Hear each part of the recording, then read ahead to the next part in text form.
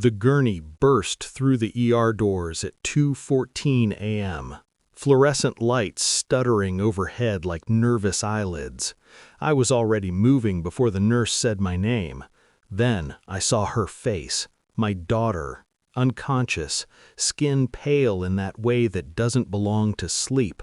Her head lolled to the side as the gurney stopped, and my chest collapsed inward. Behind her stood my father-in-law, hands clasped too tight, knuckles white, eyes darting. "She just fainted," he said, too quickly, too softly. I reached for her wrist. My colleague Sarah caught my arm mid-air. "You can't treat her," she said. The room tilted. "Why not?" She leaned in, her voice low, surgical. "Look at her fingernails." I did. A thin blue line traced the crescents. Not cyanosis, something chemical, something deliberate. I stumbled backward. I used to trust that man, invited him into my home, let him hold my child. After my wife died, he became the steady presence, the grandfather who filled the silence with stories and sweets. He helped with school pickups, sat in the front row at recitals. I thought grief had softened him. I was wrong. Grief sharpens some people. They moved me out of the trauma bay while toxicology was ordered. I watched through the glass like a ghost, my hands shaking, my mind racing ahead of my heart.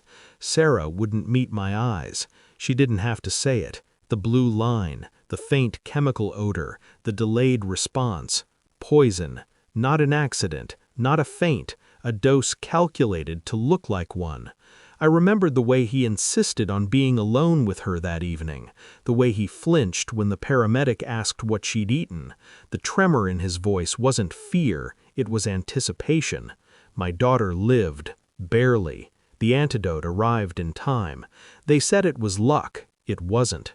I stepped out into the hallway and let the father-in-law cry into his hands, let him play the broken old man, let him believe the performance worked. Inside, something in me went quiet. That's when planning begins. I didn't confront him. I didn't accuse. I smiled at him across kitchen tables and thanked him for soup. I installed cameras he didn't notice. I pulled phone records using credentials I still had from consulting work. I spoke to a toxicologist friend over drinks, casually, about obscure compounds that mimic syncope. I learned everything. The poison came from his company, a pharmaceutical subsidiary buried under layers of shell boards and silent partners, a company my wife once questioned before her death, a company he now controlled through a retirement trust he assumed was ceremonial. He never read the fine print. I did. I moved quietly, updated the trust's voting rights while he was busy playing family, collected evidence, emails, purchase orders, a recorded conversation where he joked about teaching the girl resilience. I waited, because timing matters more than truth. "You're outdated. We're done here," the CEO hissed across the glass conference table. I nodded, understood. That was the moment the retirement trust activated its voting rights. By Monday morning, the board convened an emergency meeting. The question echoed through the room like a gunshot. Who just fired the person who owns 76% of the shares? I watched my father-in-law's face drain of color on the screen. His hands shook. He tried to speak. No one listened. I wasn't there in person. I didn't need to be. I sent the files, the poison trails, the shell companies, the attempted murder disguised as a feint, the cover-ups, the insurance policies taken out quietly months before. The room went silent, then the sound of chairs scraping back. They arrested him that afternoon. I visited him once. He sat behind glass, smaller than I remembered. The mask was gone. "She's alive," I said, "because you miscalculated." He stared at me, eyes wet. "I just wanted control."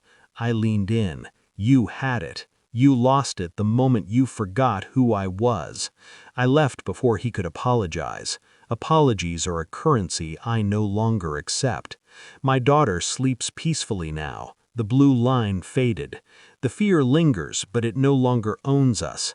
I returned to the ER. Same lights, same chaos, different spine. Justice isn't loud. It doesn't scream or slam doors. It waits, it documents, and when it moves, it doesn't miss. I look at fingernails now before faces. I trust silence more than words, and I never confuse kindness for weakness again. Some people think revenge is about anger. They're wrong. It's about precision.